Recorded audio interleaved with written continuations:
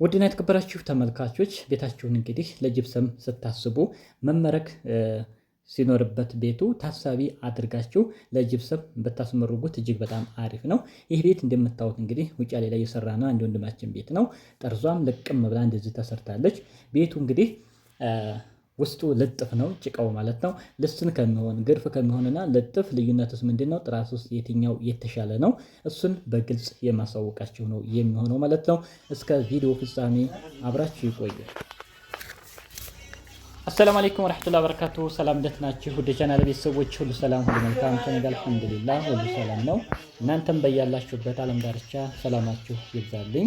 ውድ ተመልካቾች እንግዲህ በደቡብ ወሎ ውጫሌ ከተማ ላይ የአንድ ወንድማችንን ቤት እየሰራ ነው። ቤቱ እንግዲህ እንደምታዩት የውጭ ይዞታው ይሄንን ይመስላል። 8 በ8 የሆነ ቤት ነው። እንግዲህ በክብ ነው እንደምታዩት። ውጭው እንግዲህ አቋሙ ይሄን ይመስላል። ውስጥ ላይ እንግዲህ ከኮርኒስ እስከ ግድግዳ ቻክ ድረስ ነው እንግዲህ ቤቱ የሚሰራው። እያንዳንዱ ክፍሎች ላይ የሚሰሩ ስራዎችን የማሳያችሁ ይሆናል። እንዲሁም ደግሞ ቤታቸውን እንግዲህ ስታስመርጉ ቀጥታ ጅብሰም መሰራት ካለበት እሱን ታሳቢ አድርጋችሁ ማስመረግ ይኖርባቸዋል። ይህን ለማሰራት ደግሞ ምን ቢሆን የተሻለ ነው የመረጋው ጉዳይ የትኛውስ ስራው ጥራቱ የተሻለ ነው፣ ማቴሪያልስ የሚቆጥበው የትኛው ነው፣ እሱንም የማሳወቃችሁ ነው የሚሆነው ማለት ነው። እስከ ቪዲዮ ፍጻሜ አብራችሁ ይቆዩ። እዚህ ጋር ስንመጣ እንግዲህ ቀድመን የሰራነው መኝታ ክላሱን ነው። መኝታ ክላስ ላይ እንግዲህ እንደምታዩት ፕላስቲክ ኮርኒሱ እንደዚህ ተሰርቷል፣ ፍሬም ተገጣጥሟል፣ ቻኩም አልቋል ማለት ነው። ይህን ይመስላል። እዚህ ጋር መቃን አለ። እንግዲህ መቃኑን ተገጥሟል። እንክት ብሎ የተሰራ የሆነ ቤት ነው። ጠርዙንም እንደምታዩት እንግዲህ ልቅም አድርገን ነው የሰራ ነው ማለት ነው። ከመብራት ዝርጋታው እስከዚህ ድረስ ደርሷል። መስኮት ላይ ስትመጡ ጠርዙ እንደምታዩት በደንብ ሆኖ የተሰራ የሆነ ቤት ነው ማለት ነው። እንደምታዩት እንግዲህ ጠርዙንም እያያችሁት ነው። ቻኩም ሙሊቱ እንግዲህ ቤቱ ልጥፍ ስለነበር በጣም ነው የሚያምረው ማለት ነው።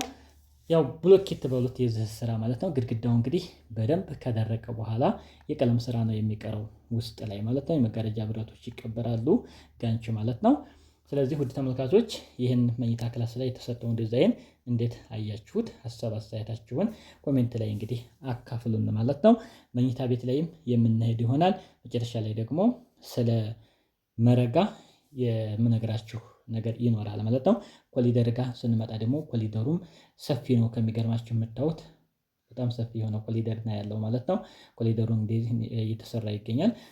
ይህ ደግሞ ሲያልቅ እንግዲህ መጨረሻ ላይ ሙሉ ቤቱ ውስጥ ሲጠናቀቅ የምናየው ነው የሚሆነው። አሁን በቀጥታ ወደ ሳሎን እንገባለን ማለት ነው። ሳሎን ላይ እንግዲህ ኮርኒሱ ዲዛይኑ ይሄን ይመስላል። ይህን ዲዛይን ሰርተነዋል ማለት ነው። ወደ ግድግዳው ስንመጣ ደግሞ እንደምታዩት ጭቃው እንግዲህ ልጥፍ ነው፣ አልተለሰነም ማለት ነው። ስለዚህ ጥቅጥቅም አይደለም። እንግዲህ ብዙ ጊዜ ወይ ጥቅጥቅ ነው የሚሆነው፣ ወይ ልጥፍ ነው፣ ወይ ልስን ነው፣ ወይ ግርፍ ነው የሚሆነው ውስጡ ማለት ነው።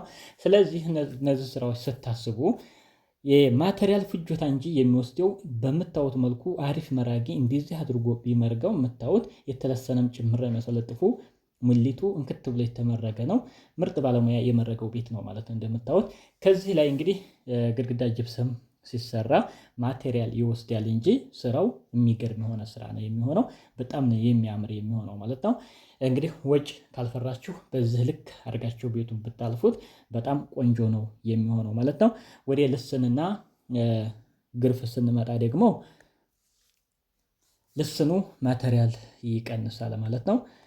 ስለዚህ ልዩነቱ ምንድነው? የማቴሪያል ፍጆታ የተለያየ ነው የሚሆነው ማለት ነው። ስለዚህ ልስን ብታደርጉት ጅብሰሙ ስራው ይበላሻል ማለት ሳይሆን ያለውን ልዩነት እንድታውቁት ነው። ልጥፍ እና እንዲሁም ደግሞ ውስጡ ጥቅጥቅ ከሆነ ማቴሪያል ፍጆታው የሚጨምር ይሆናል ማለት ነው። ግርፍ ላይ የሚሰራና ልስን ላይ የሚሰራ ልስን በደንብ ማነው ውስጡ የተለሰነ የሆነ ቤት ያለው ልዩነት የማቴሪያል ነው። ማቴሪያል ይቀንሳል ማለት ነው። ጥቅጥቅና ግርፍ ሲሆን ጥቅጥቅና ልጥፍ ሲሆን ተመሳሳይ ነው። ልስንና ደግሞ ግርፍ ሲሆን ተመሳሳይ ነው የሚሆነው የማቴሪያል ፍጆታቸው ማለት ነው። ለማንኛውም እንግዲህ ውድ ተመልካቾች እኔ የምመክራችሁ በቃ ማቴሪያል ካልፈራችሁ እንደዚህ አድርጋችሁ አሁን እንዳያችሁት ግድግዳ ሳሎን ላይ እንዳሳየኋችሁ ቀጥታ ልጥፍ ቢሆን በጣም ነው የሚያምር የሚሆነው ስራው ማለት ነው። ስለዚህ ውድ ተመልካቾች በዚህ ልክ አድርጋችሁ ብታሰሩ በጣም ቆንጆ ነው ማለት ነው። ነገር ግን ይህን ስላችሁ ለምሳሌ ግርፍ ከሆነ ደግሞ ውስጡ ግድግዳው ማቴሪያል ይቀንሳል። ግርፉም በደንብ ስለሚገረፍ ምንም የሚያሰጋ ነገር የለም፣ ማቴሪያል የሚቀንስላችኋል። ልዩነቱ ምንድነው? ለገረፋ የሚወጣው ወጪ ቢያንስ ቤቱን የውስጡን ምን ማሰራት ይችላል? ቻክ ማሰራት ይችላል ማለት ነው። ስለዚህ ግርፍን ብታደርጉት ቆንጆ ነው የሚሆነው። ልዩነቱ የማቴሪያል ብቻ ነው የሚሆነው ማለት ነው። ውድ ተመልካቾች እንግዲህ እንደዚህ አይነት ስራዎች ስታሰሩ የመብራት ዝርጋታዎች የመቃን ገጠማ ቅድሚያ መጠናቀቅ አለባቸው። ለምሳሌ ቤቱ እንደቆመ ከመመረጉ በፊት መቃን ብታስገጥሙ እጅግ በጣም አሪፍ ነው ማለት ነው። ሲመረግ ሁሉም ነገር እያለቀለት ይሄዳል ማለት ነው። ተገረፈም ጅብሰምም ተሰራም በተለይ ደግሞ አቅም የለንም ለምትሉ ግርፍ ስታስገርፉ ውስጥ ላይ ማለት ነው በደንብ መታሸት አለበት ማለት ነው። ምንም ዝርክርክ ያለ ነገር መኖር የለበትም። ኖርማል ቅብ የብሩሽ የምታስቀቡ ከሆነ ማለት ነው። ምክንያቱም የብሩሽ ቅብ ስለሚሆን ወጣ ገባ የሆነ ነገር እንደዚሁም ደግሞ በደንብ ያልታሸ ነገር እንደዚህ ፍርግርግ ያለ የሆነ ነገር ካለው በብሩሽ ሲቀባ ስለማይጠፋ ግድግዳው ያስጠላል ማለት ነው። ሲገደፉትም ምቾት አይሰጥም። እንደዚህ አይነት ስራዎችን በተለይ ጅብሰም አናሰራም ከተገረፈ ቅብ ነው የምናስቀባው ብሩሽ ብላችሁ ካሰባችሁ እንዲህ አይነት ስራዎችን ልቅም አድርጋችሁ ማሰራት ይኖርባችኋል። ስለዚህ የመብራት ዝርጋታም ቅድሚያ ብታደርጉ የመቃን ስራዎችም ቅድሚያ ቢገጠሙ አሪፍ ነው። ውስጡም ሲገረፍ ቆንጆ አድርጋችሁ ማስገረፍ ይኖርባችኋል ማለት ነው። ውድ ተመልካቾች እንደዛ ከሆነ ብዙ አማራጮች አላችሁ። ምክንያቱም ከቻላችሁ ቻክ ይሰራል፣ ካልቻላችሁ ደግሞ በብሩሽ አስገብታችሁ ግርፍ ስለሆነ ውስጡ ኮርንሳችሁን አሰርታችሁ በቀላሉ ማጠናቀቅ ትችላላችሁ ማለት ነው። ውድ ተመልካቾች ስለዚህ ቪዲዮውን ላይክ አድርጉልኝ፣ ሀሳብ አስተያየታችሁን ኮሜንት ላይ አስቀምጡልኝ።